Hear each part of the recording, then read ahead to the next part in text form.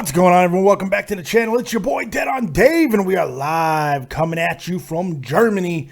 It is midnight, baby. Let's get copious, man. We've had a hell of a day in sports and some wrestling news, man. We got a whole hell of a lot more to go tonight. We got Game 7s in the NHL. We got what could be a pretty damn good Raw tonight, or it could be a complete downer. We'll talk about that. There's so much to get to. Tom Brady, Conor McGregor, a little news from John Cena, and a whole lot more. So let's jump right into it. Let's not take our times and gild lilies. And of course, we're also going to be taking your calls live on Skype. David Vancura, DavidVancura. And of course, the number 702-751-2902. Big shout out to the people in the chat. My bubbly good friend, Joseph Blunt, bubbly. Carl Gibney, Joe Martin, fake ass twat, Alex McMahon. Let me tell you something, McMahon, and everybody else who will be joining. What's going on? Hope you guys are having a fantastic evening. It's going to be a rough one for me. I'm going to be literally up all night. No naps, no sleeps, but that's okay. I'm powered by the copiousness. The copious aura surrounds me. It penetrates me.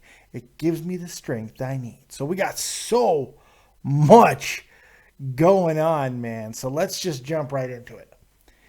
Tom Brady, probably the biggest news of the day in the sports world. It's Tom Brady. And for everybody who gave me shit throughout this entire thing, because I called this, I had this from the jump, that eventually he was going to serve these games. I wasn't sure when, but eventually he was going to serve these games, because no matter what, that, by the way, we're going to talk about the entire timeline, because this whole thing is ridiculous. It's ludicrous. It's insane. It's insane. However, the judge, he is very, very, very partial to the players' unions when he takes sports type cases. This is not a very surprising thing that the suspension got overturned in the first place, but it's even less surprising that he is going to serve the 4 games. And here's why. You could say whatever you want about Goodell being incompetent and an asshole and being wrong for so many reasons. It's all true. He's wrong. This whole thing is stupid. Brady probably should not be suspended. But here's the thing, man. This was collectively bargained within the agreement. The CBA, all this, the power that retard fucking Goodell has, it was collectively bargained. And that's really all they have to be able to do, is prove that there was enough there, which there more than was, to allow Goodell to rule. And that's what he did. And that's why Brady's going to serve these 4 games, man. It's just how it is. And people are going to be pissed off. And look, he's got one more shot. He's got one more chance here to kind of flip this thing back. And that's going all the way to the actual Supreme Court. And I'm not sure that he's going to do it. I don't think it's a very good idea of him to continue to draw this out. Look, he's old. If he wants to play and he wants to, Patriots probably have, this year for certain, and next year, the 2 most realistic years to be Super Bowl contenders with Brady. He's entering, I think, his 39 and 40 year of birth of age. He's got to go now. So, look, serve the 4 games early in the year. Look, the reality is most teams aren't even fully prepared until about week 4, week 5 now anyway in the NFL, because you can't practice like you used to. The preseason is worthless even more than it used to be. So, look, Brady, serve the fucking games, get it over with, get back on the field. What's the big deal? He should have just done it last year, to be completely honest. But here's the thing. This bugged me. After he was exonerated last year, he threw this big stupid party, or went to a party like the Free Brady party. You can't be so brazen, especially when every legal analyst who knows anything about the CBA could tell you that this was going to happen eventually. Why would the friggin' NFL place so much money and so much time into this situation if they didn't think that eventually they were going to get the appeal to go their way. I mean, they're assholes in the NFL. The worst friggin' commissioner in the league. They're the worst. It's the worst. It's the worst. It's a terrible organization. They're fucking terrible human beings up there. But they're smart. They're all goddamn lawyers. So, I mean, that's just the nature of the beast when it comes down to it. Let's run through this situation. This has been going on since 2015, January 18th of last year. So we're well over a year now when the Patriots beat the shit out of the Colts 45-7. But after the second half, the officials picked up 12 balls that were used in the first half and they had less there, blah, blah, blah, blah, blah. Had no bearing on the game, even if it was. There's all these things that came out. Cell phones. Did Tom Brady destroy cell phones? Did he know? Did he tell somebody to deflate the footballs? Does deflating footballs even matter? You got Bill Nye the Science Guy saying it doesn't. You got quarterbacks who swear by the fact that it does. If you've ever held a football with deflated air, you know that you can get a better grip on it, but common sense doesn't matter here either. But the reality is, did he do anything that really warranted? I mean, is it the same as like putting stickum on your gloves? Is it pine tar? I mean, what exactly is this? But none of that really matters. If he did something that could in any way question the integrity of the league, which is a completely ridiculous statement all in of itself, then that's all Goodell needed to rule. And that's what he did. So after going through all of this shit with the PSI and fucking the deflators and the stupid reports and the sham of a former FBI guy who came in and ran the Wells report, all this whole shit, it all ends up being Brady's going to serve the 4 games anyway. After everything that happened, I'm not reading the entire timeline because it's ridiculous. It's ridiculous. But it's pretty crazy. It's pretty crazy to think about this entire situation and how it's going down. And I got to be honest, I'm pretty damn happy that this has happened. It's not because I even hate Tom Brady, because I don't. I'm not a Tom Brady hater. But it's mainly because the logic of it. If you don't like the collective bargaining agreement, oh fucking okay. But guess what? All sports have them, and that's just the reality. They all have them, and they're all collectively bargained by the players and the representatives and the ownership group and the commissioner and all that good stuff. It's collectively bargained. It's give and take. Some have very good unions. Others have terrible unions. The NFL, it depends on which side of the coin you want to fall on. Some people tell you it's the worst. Some people tell you it's the best. But it's pretty crazy. Let's see. Let's go ahead and take a call here because I see Pittsburgh Boy is calling in. Let's see what Pittsburgh Boy has to say. I'm sure it's going to be, he's a Pittsburgh fan, so Brady's the devil and so are the Patriots. Pittsburgh Boy, what you got? You're live with Dead on Dave. So you think that Brady should not be suspended? Brady, for this, no, he shouldn't have been. The whole thing is stupid. It should have been last season. No, look, the offense is stupid. The deflating of the footballs, it's stupid. The game was 45-7. Most of the points were scored in the second half. It didn't fucking matter. It's stupid. Still going against the rules, though. Okay, sure. That's fine and dandy. The punishment still doesn't fit the crime. It should have been a fine at most. Most people are going to agree to that unless you're just a straight out fucking just Brady and Patriots hater, which I can completely understand because he's killed a lot of fucking people. He's doused the dreams of many an AFC team. I understand the upset. But to say that being a little less PSI, something that almost every quarterback does in the NFL, to be fair, is warranted. I think they originally wanted to give him like 8 games or something, and they took a draft pick. They fined him like $1 million.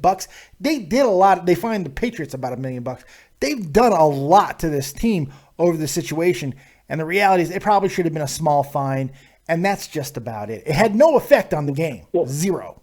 Well, one of the main things is the Patriots have a pretty good history of cheating. But so do all the other fucking teams in the NFL, man. There are shady things that happen within the NFL all the fucking time. I'm tired of this shit, too, about the Patriots being, like, continuous cheaters. Do they stretch the rules? Do they play within? Do they stretch that rule book as far or maybe farther than anyone else in the NFL? Absolutely. No question. But it's ridiculous, man. I can agree with that. Of course you can't, because you're a terrible sports guy, for one. And two, you're a Pittsburgh fan. So you're one of the worst sports people I've ever talked to in my life.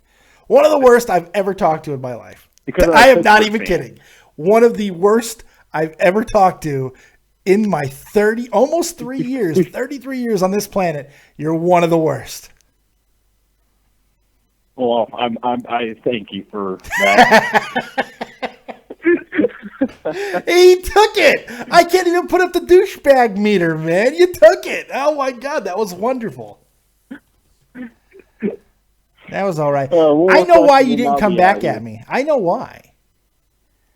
Why? It's because you're still in heaven over the fact that Roman Reigns is still your reigning, defending, undisputed world heavyweight champion. And that makes you feel good down in the cockles of your heart, doesn't it? No, Becky. That's Becky right there. That. No, you're switching to Becky? Becky's my girl, man. Well, I know you've always loved Becky, but I've read your diary, and I know the real secret fantasy of Pittsburgh. I know it. In fact, we have proof, because what do we do here, Pittsburgh? We make fantasies a reality. We make fantasies a reality. That's the wrong picture. Fuck. We do make fantasies a reality. It's what we do. So we were able to make this happen based off of your diary. I found that little that strawberry shortcake diary that you have, and I cracked it open. By the way, Roman Reigns' birthday is not a good combination, just letting you know. And I was able to find your deepest, darkest desires, and we made it come to life, man. It's fantastic. I feel really good about it. Oh, God. What else you got for me, buddy? One more question. I'll be out here. Do you think they'll do some type of video package for China tonight? 100%. 100%. They will be doing a video package tonight. And that's not even my opinion. It's already been kind of spoiled. It is happening. And from what I understand, it's spectacular.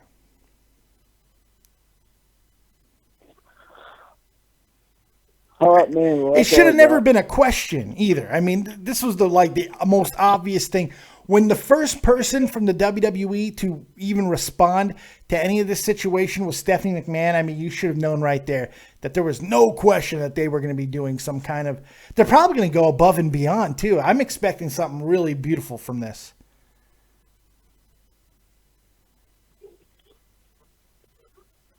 All right, it's good that you have a response. Pittsburgh, anything else for you? God damn, that was terrible. Nothing? I gave you an opening. It's called give and take.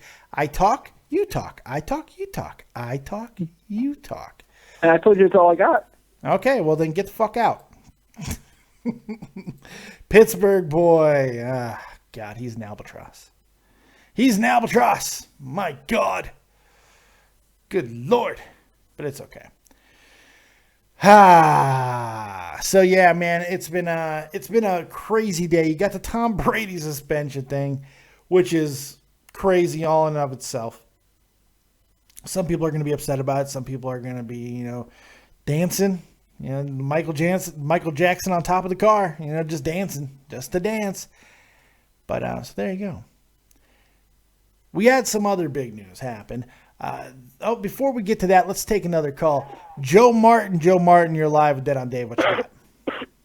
Hello, David. I just want to ask you a quick question. Do you think the Triple H and Stephanie come back tonight as the Authority and make a lengthy promo against Shane and like WrestleMania and shit? Absolutely. I think yes. I think they've been building to this. It makes all the sense in the world. It's in Connecticut. It's right in the backyard of the Titan Towers. So absolutely. I think that after weeks of Shane for absolutely no reason running Raw, I think tonight is the night where things kind of happen. I'm expecting a real explosive Raw. I really am. I'm expecting an absolutely explosive Raw. I think that they know they got to compete tonight with a lot of big sporting events. So I'm expecting some big things to happen. I'm also expecting some kind of a small And maybe this is an outside chance, like maybe 10% chance of this happening, but I'm expecting some kind of a DX reunion tonight. Just something at the beginning of the show. It'll break kayfabe. It'll have nothing to do with any other storyline, but I think something like that should happen. A backstage segment, a promo, something. I know there's going to be a package, but I think I want to see a little bit more. You got to convince these fucking cretins out there that you're sincere. And so I think the WWE really has to go all out for this. I honestly, yeah, I agree with you too. I love DX. It's probably my favorite fraction of all time. But if they break kayfabe tonight, it really wouldn't matter because they'll show that WWE is not like stupid sometimes. Yeah. You know what I mean? Also, I want to talk about one more thing. Finn Balor. You think he's coming up tonight? Because I heard a lot of people saying, "Oh, he might come to Raw tonight," or something like that. I don't know. He fueled the rumors himself when he came out. When he came out off of the bus after dropping the belt and not realizing, probably not thinking straight that people were filming this, he said to the crowd, he shushed the crowd and he said, "I'll see you Monday." So he's fueled this himself. I mean, he really has. And if he does it, go ahead. No, go ahead. If he doesn't come back on Monday, he's going to get his ass roasted on like the social media because he said that and they have it on Well, video. he's a troller. I mean, Finn Balor's a troller. It's not a big deal. I mean, if he doesn't show, he already kind of said not so fast anyway because I'm sure the WWE put the coolers on him. But we'll see what happens. If he doesn't show up on Monday, he'll show up at the pay-per-view. It doesn't matter. One way, either this Monday, the pay-per-view, or next Monday, we will see Finn Balor. I'm almost 100% confident in that we're going to see him in one of the next 3 Raws or fucking pay-per-view. It's going to happen. It's going to be interesting, man, how they do it. If they do it tonight, do you do it tonight and have Finn Balor come out and be part of the supporting of AJ Styles, then they all turn on him at the pay-per-view? Or do you have him beat up AJ tonight with Gallows and Anderson, and then they cost him again at Payback, or you just save it for Payback, So, I don't know. Yeah, no doubt in my mind, the Boy Club is screwing over AJ at Payback. There was not a doubt in my mind that that's not happening. Well, yeah, I'm pretty sure of that as well. But I mean, what I'm saying is, if he does show up tonight, do they pull the trigger tonight and then, make it happen at Payback? What do you do? That's the question. I think it would be more interesting to save it for Payback. But I don't know, because it's kind of a hard thing, because if Finn Balor does come up tonight, then you kind of have to be forced to do something like that, because what else can he do tonight if he does come up to I think most people are expecting it anyway, so I don't think it'd be that big a deal breaking the surprise or telegraphing it. I mean, if you do it tonight, then you can always, like, if you just have him come up tonight and show support for AJ, then you got some options for Payback. You don't necessarily have to turn him on AJ. You could save that for a little bit. Maybe he's part of the reason why AJ takes the belt off of Roman. If they want to go that route, there are options. So we'll see. That'd be crazy. That'd be crazy if AJ takes the belt. That would be fucking awesome, man. But it's not going to happen. No. I don't think it'll happen, but it would be pretty damn cool. All right, Dave. I'll talk to you during the Monday Night Raw review, if you're doing it or not. All right, man. I'm definitely doing it. I will be here live right after Monday Night Raw. All right, buddy. Take it easy. All right, peace out. Look, I had no reason to be mean to Joe Martin tonight. I usually really enjoy being mean to Joe Martin, but I had no reason to be mean. He was good, Joe Martin there. He was good, Joe Martin. You could deal with that, so that's good. All right, let's move on a little bit here to Conor McGregor, man. This story is something right out of WWE in a lot of ways. My God. So he's in and out. He's kind of like my sex life. What is the deal with Conor McGregor? He tweets, says he's going to retire early. People like me thought it was because he watched a guy get beaten to death within the confines of a cage. Apparently, it has nothing to do with it. Conor was just tired of promoting. One of the stupidest reasons I've ever seen somebody go up against the UFC. I don't want to promote. I just want to fight. Well, unfortunately, you guys aren't fucking barbarians. Part of your job is to promote. And this is all part of him making excuses. I've lost a lot of respect for Conor McGregor because what he's doing is making excuse. All the promoting is the reason why I lost to Nate Diaz. No, you lost to Nate Diaz because you didn't take him seriously. You thought that you were going to be able to use the exact same strategy against a guy who's 20, 30 pounds heavier than you could against guys who are your own weight. You used the wrong strategy. You got your ass beat. Just plain and fucking simple. But your ego can't handle it. That's what happened here. Him saying, I promote way too much. I promote this thing way too much. And I can't get prepared for fights. That's fucking ridiculous. These training camps are 12 to 16 weeks. He's one of the best prepared fighters I've ever seen in the history of MMA. I believe that. I've seen him prepare. You know how he prepares. This dude is a machine. It's ridiculous to think that he didn't have enough time because he had to go shoot a commercial. He didn't want to come down to Las Vegas and shoot a commercial for UFC 200. It's not like this was even an event where that was like not a real big deal. Like this is UFC 194. No, this was UFC 200. You need to promote this. There's no question. It's going to be the biggest event in UFC history. You are the top draw in the company. Yes, even with Johnny Bones Jones back, you are the top draw. You make the most money. You are the man. Even in a loss, it has not affected your drawing power. But yet you want to play these games where you're going to act like you're going to retire, and you did it with the wrong people because the UFC gives zero fucks. Dana White is a stone cold asshole, plain and simple. I like Dana White, but he's a dick, and he makes a lot of. You want to talk about an egocentric guy? That dude's got an ego, and he doesn't give a shit. But part of me likes to think that a lot of his stuff is game because when he talks about the UFC and he talks about the fight game, he does seem to be pretty well grounded in like logic-based things. Like, I can't give in to this guy in this manner because this is setting a precedent for everybody else. Everybody else shows up, shoots the commercial. Why can't Conor? He's the spokesman. He's the guy. He makes the money. He should be there right up front, banging the UFC gong. But right now there's this problem. There's this problem in the world, basically, where corporations are evil and they're using these people like slaves, and like fucking somebody put a gun to UFC fighters' heads at a young age and say, you will train and be ready to be a UFC fighter. No, you know what you're getting into. Not everybody makes a hell of a lot of money. Well, boxers make a lot of money. No. Top level boxers. Not everyone's making fucking Mayweather money, okay? Not everybody's making that type of money. And I would go off and say, because I have a little bit of experience in the boxing world, you make less money in the amateur rankings of boxing than you probably do in the amateur rankings of MMA, because MMA is a lot hotter right now than boxing is. So it's just like, well, that also depends on where you are. It's regional based, it's national based. There are some places where boxing is still unbelievably huge. But overall, right now with all the camps and places to go, MMA is hot, man, and you can make a decent living. But here's the problem.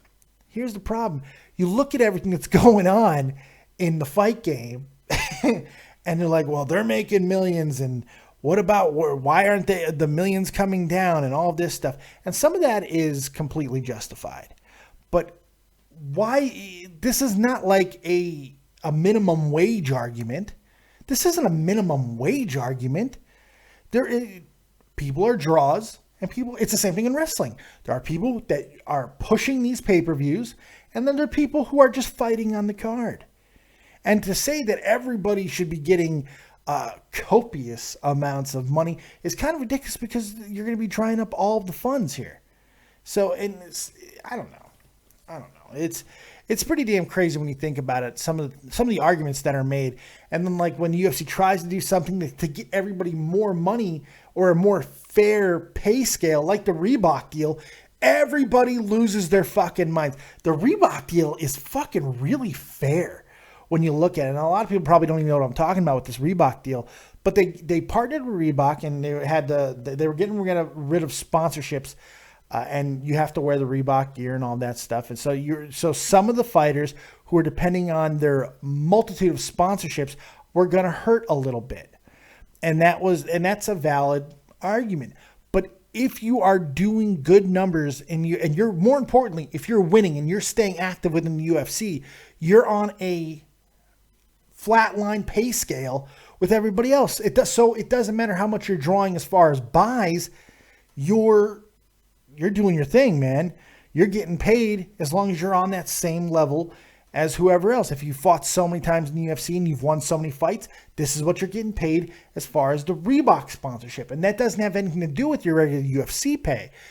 It's actually a really good deal, but everyone's like, corporations, they're ruining the world, corporations, which is ridiculous in some aspects, so it is what it is. But so I digress. Back to the Conor McGregor situation. Conor McGregor retires. He's like, okay, I'm not fighting. I'm done with the whole damn thing. Dana White calls it out, says, look, he doesn't want to promote.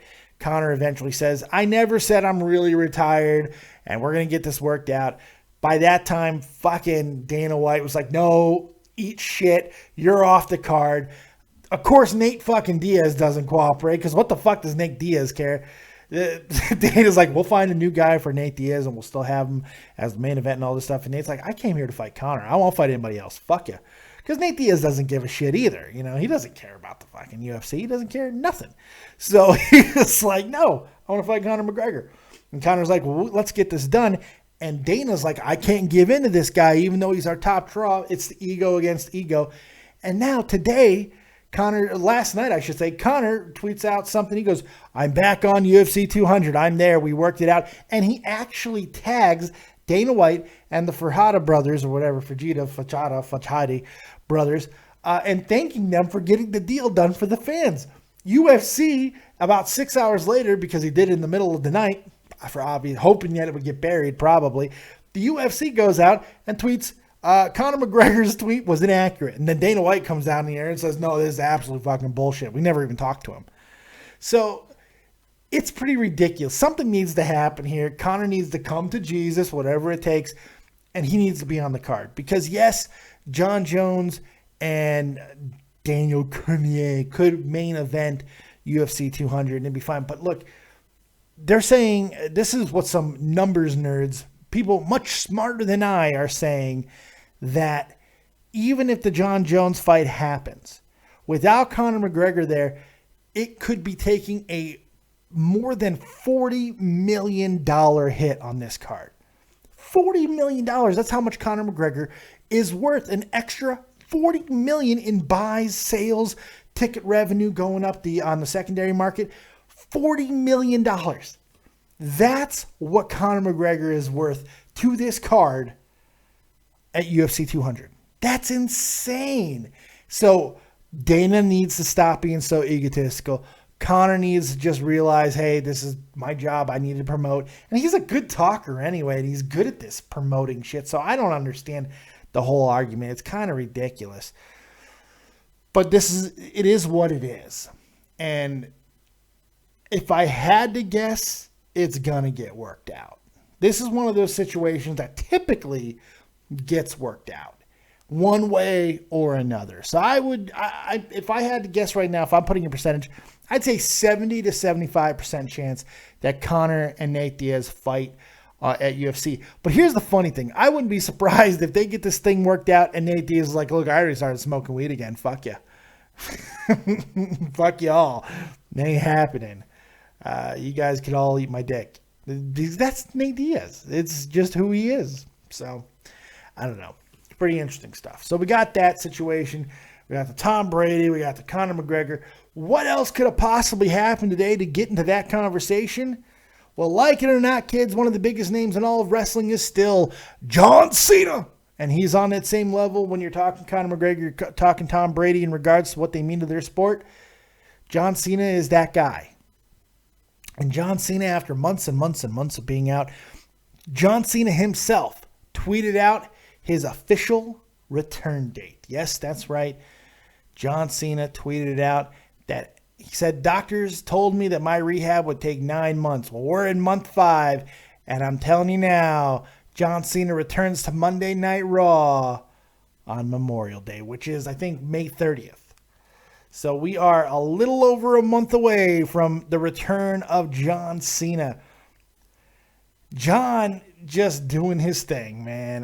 Look, I'm not the biggest John Cena guy in the world, but I got to admit, man, WWE is a more interesting place with him there. The way he's able to handle the crowd, the way he is, even what he's able to do in the ring. John Cena is a necessary evil, if you want to call him that.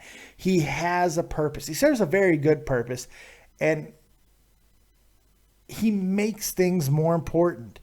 You can't say, it's hard to be like, well, no, I fucking hate John Cena, blah, blah, blah, blah, blah. And you can't have a John Cena and a Roman Reigns, blah, blah, blah, blah, blah.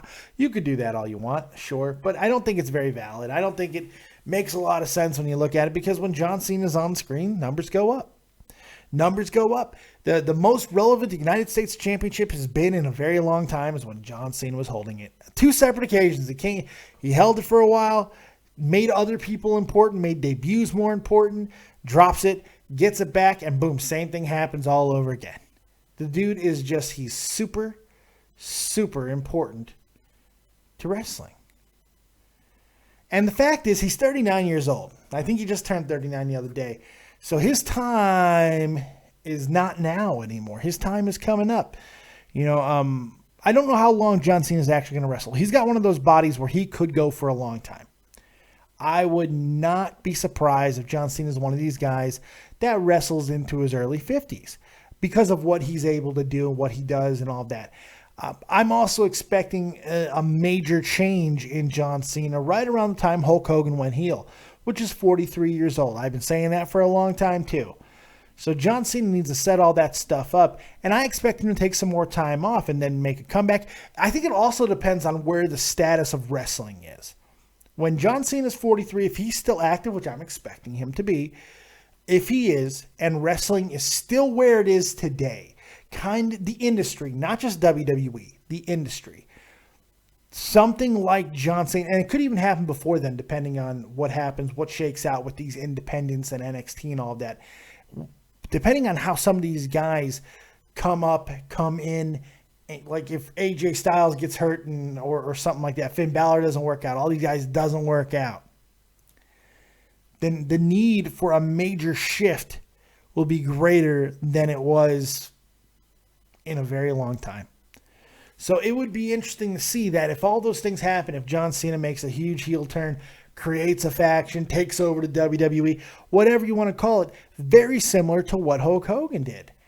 And because that changed things, now the question is, would people respond the same way? And I think it all comes down to how it's executed, how it's handled. That's what's really going to determine how things shake out. So we'll see. It's going to be very interesting to see how it happens with John Cena. But I, for one, I'm looking forward to his return, because potential matchups with him, seeing him in the ring with AJ Styles kind of gets me excited. I want to see what will happen. Him and Kevin Owens again, I want to see more of that feud. John Cena, Baron Corbin. Holy God, that would be great. That would be great. I'd like to see it. Interactions with some of these young guys, people coming up. John Cena, Samoa Joe, and Samoa Joe comes up. If you need to put John Cena in there with Roman Reigns, John Cena's a good guy to take the title off of Roman Reigns if you just want to kind of, if you want to help Roman a little bit, because if you're going to have any sympathy for Roman at all, somewhere down the line, it's going to be losing the title to John Cena. That Roman, after all the years of being built to his coronation at WrestleMania this year, to just be fed to the Cena machine. If you want to get a little extra heat and hatred on Cena, which maybe not immediately, because people will cheer Cena, I think, if he takes the title off Roman Reigns, at least initially, that's a good way to do it. So it'd be pretty interesting. We'll see what happens. That's all I have as far as the major stories. Some of the other things, hey, if you are watching Raw, I'm watching Raw. I do want to watch the Hawks and Blues Game 7. Go Hawks. I really think the Blackhawks are going to win this game. But this is a wrestling channel. This is a wrestling channel. I do a review. I've got to watch. So I've got to watch Raw. I've got to be, just how it is. I will watch the Hawks game through commercials and stuff like that. And I will be keeping an eye on it. And I wish I could be live, but Tommy C will be live. If you like hockey and you love hockey and you'd rather just check that out, Tommy C is going to be live throughout the entire game, doing live reactions. You can go ahead and check him out there. That'll be great. Go check him out. That's over at Shot from the Point on YouTube. You can find it in the description box. Speaking of the description box, you can also hit the like button in the description. Not in the description box, but hit the like button on the fucking video. Hit the like button. Do it. Push it. Yeah. Also subscribe to the channel. You can also go on over to the wonderful, the amazing, the one and only merchandise store for Dead on Dave Productions. That's right over at www.deadondave.spreadshirt.com. Get yourself some cool gear. Support the channel. I'm finally getting some checks from Spreadshirt. So some people are actually buying these shirts. Be a part of it. Support the channel. Not going to lie, it helps out. It helps with all the licenses that I buy every month and everything with Skype and XSplit. It does help out. So I do appreciate any support that I get to the channel, whether it be that or donations. If you want to donate, go right into the description box of this video and hit up the donations. So there you go. Anyways, yes, back to the Blackhawks and Blues for a second. Game 7 tonight. Jeff Huffman is like losing his mind. I think they're in trouble. I think the Blues are in a lot of trouble. They should not have let the Hawks get back in this game. These are games that the Hawks win. They're too good. So hopefully the Hawks will win. And that's another reason why I'm not really watching, because I don't want to jinx my team. I don't even want to say that much because I'm very superstitious. Feeling superstitious, yeah. So we'll see. We'll see what happens with that. Should be interesting. But like I said, you can go over to Shot from the Point and check out the man, the myth, the legend, Tommy C. And he'll be live. Also going live during Raw, my man Too Tall over at XLT Live Podcast. If you want to watch a great live reaction for wrestling, no better than Too Tall, man. So go check him out over at XLT Live Podcast. Also, you can find that right in the description box of this video. So there you go. We got a couple things happening in the news. So let's take a look over at WrestlingInc.com. We got 3 matches apparently have been set for tonight's Raw. So let's look at that.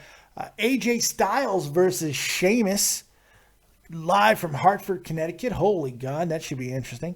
Sami Zayn versus Rusev. Sami Zayn wrestling everybody in the world, man, just going and having great matches with everyone he's been wrestling. Him and Rusev. Rusev has been interesting lately. He got himself in some fantastic shape. Easily the best shape he's been in since we've seen him in WWE. So this could be a good match. Sami needs a win, though. My God. And then WWE World Heavyweight Champion Roman Reigns versus Alberto Del Rio. That's right, Alberto Del Rio versus Roman Reigns in a non-title match, I'm assuming. And then, of course, we already have the big debut of Luke Gallows and Carl Anderson taking on the Blows tonight. So we have all of that. So quite a bit of stuff going on. Joe Martin, what you got? You calling back in? You better have something good. This is did you hear Taker got off the UK tour because he has an injury, or he's probably going to retire? I read it from the. I don't know where I read it from today, but it's there are a lot of there's so many rumors. Nobody knows for sure why Taker left the tour. There was one big thing that I read, and this was corroborated by quite a few people, was he was not happy with the situation going on in Belgium.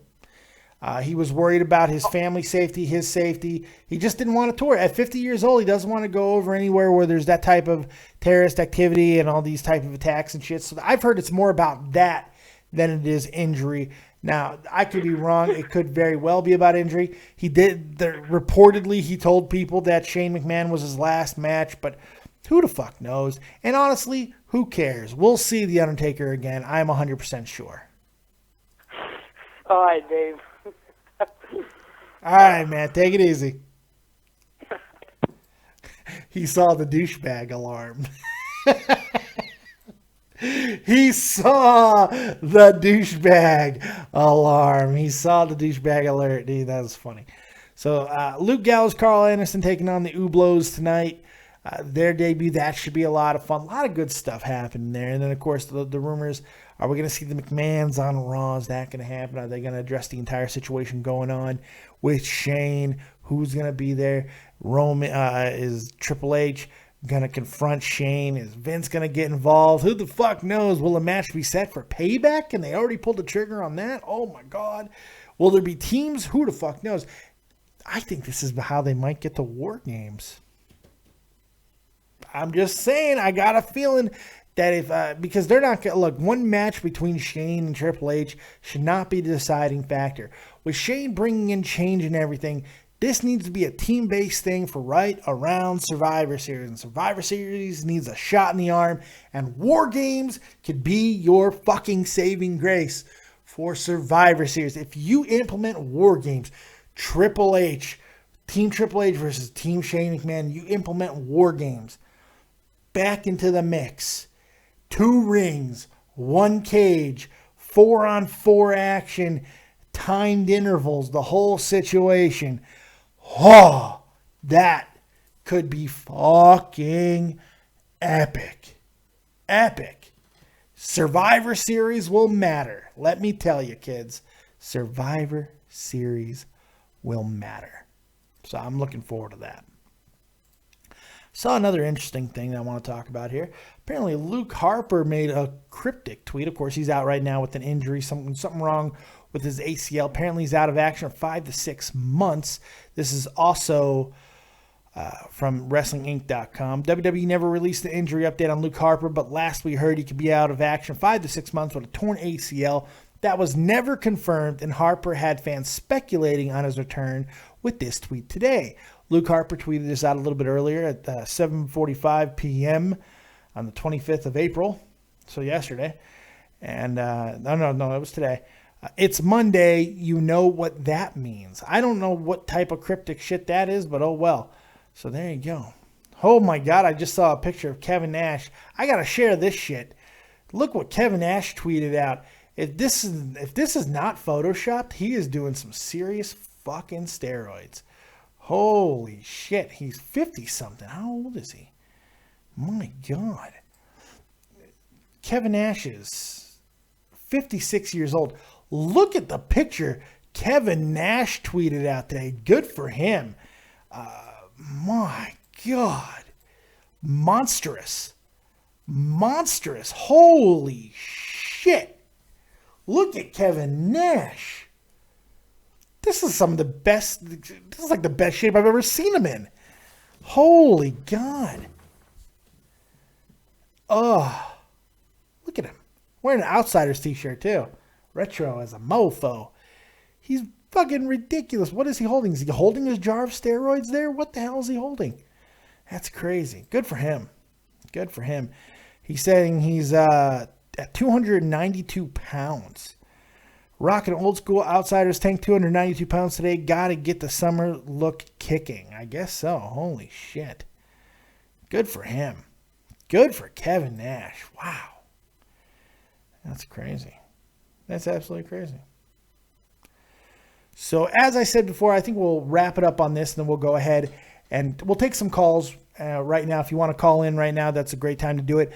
Calling on Skype, David Vancura, DAVIDVANCURA, or use the number 702-751-2902. You can do that. And we'll take your calls. And if you have any questions, comments, quips, quotes, stories, anecdotes, jokes, whatever you got, now's the time. And you can bring it to me. But the final thing is I'm going to talk about China for a few minutes here. Because don't come into my shit and fuck it. You come into my shit and get the fuck out of here. Come into my chat and promote yourself like that without asking, without even asking.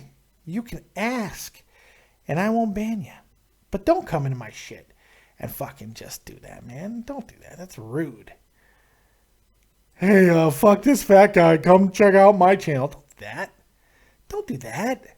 Come on, don't be rude. Why you gotta be so rude? David went and fucked you, dude. He banned your fucking ass for good. And I'll punch you in your fucking head if you come back and do that shit again. Kumar Jenkins, I'll come in your shit. Okay. Okay. Final thing I want to talk about. You guys can call in on Skype and all that good stuff, like I said. But China. Everyone's talking about, is the WWE going to do something about China? Like I said a little bit earlier, it's all but confirmed. I mean, the rumors going around that there is already a package. It's set. It's ready to go, and it's going to play at the beginning of Raw or at some time through Raw. They are going to honor the memory of China, and obviously they were going to. I don't think there was any question in my mind that it was going to happen. It's what they got to do. So I think all in all, this is going to be a pretty good Raw. If I had to put a guess, I'm thinking Raw is going to be pretty damn good tonight. Hope I'm not wrong, because I hate to have to fucking turn it off and watch the Blackhawks and Blues. I know one guy who won't be watching Raw, and that's Jeff the Huff Huffman. He's going to be white-knuckling the entire fucking time the Blues and Blackhawks are playing. So we got all kinds of stuff going on in the world of sports tonight. Oh, Steph Curry, basketball fans, I forgot about this. Steph Curry, he's going to miss at least 2 weeks with a sprained MCL. I got news for you. I don't think he's coming back in these playoffs. I think it's a mistake to rush him back. He got hurt. He slipped on a wet spot on the floor. Non-contact injuries are always the fucking worst. He already had ankle problems to begin with coming into where, and then he hurts his MCL. Curry out. If Curry misses 2 weeks, in 2 weeks, depending on the rest of the series, how it goes, with the Rockets, they should still be able to beat the hell out of the Rockets. I ain't too worried about that. But moving on past them might be difficult. So we'll see what happens. Fake ass SWAT Dave, do you want to stimulate with me? I just stimulated myself using my nice little stimulator that's attached into my spine and did my thing. So there you go. Liam Stevenson, Raw should be epic. Balor will not debut. Liam with a nice prediction there. He might be right, he might be wrong. I'm not exactly sure. We'll see what happens. Will Balor debut? How will the Bullet Club, Gallows and Anderson's debut go against the Ublos? Will the McMahons be there? How will China's video package come off? All of these things. We'll see. We shall see. All those questions and more will be answered. Sleeping Angels, do you think Golden State is done without Steph? If Steph Curry cannot go for the rest of the playoffs, yes, they're done. They're not winning the title without him. Plain and simple. Plain und simple. So, in minor football news, if you care, Sam Bradford is now demanding a trade from the Eagles. So, there you go. That's all I got. I don't got anything else. I could extend this out, but I got no more callers. I ain't got no more questions, so that's all I got. So, thank you guys very much for joining me right here on Dead on Dave Productions. I appreciate all the support as always. Make sure you like this video. Hit the like button on the way out. Subscribe to the channel. Share it around. Make sure you check out Tommy C, who will be live during the entire Blackhawks Blues game 7 tonight. Make sure you check that out. And of course, if you're not a hockey person and you just want to continue on with the wrestling, Too Tall will be live during Raw. Make sure you go support him over at XLT Live Podcast. Both of those links to their channels are in the description box below. And tweet at Jeff Huffman, especially if the Hawks win tonight. He's going to need emotional support. So make sure you go check out Jeff Huffman, Grand Slam 87, at Grand Slam 87 on the YouTubes, on the Twitters. There it is. Thank you guys very much. We'll see you next time right here on Dead on Dave Productions. Like, subscribe, and share. And as always, if you don't have talent, have talented friends. We'll see you next time. Peace, bitches.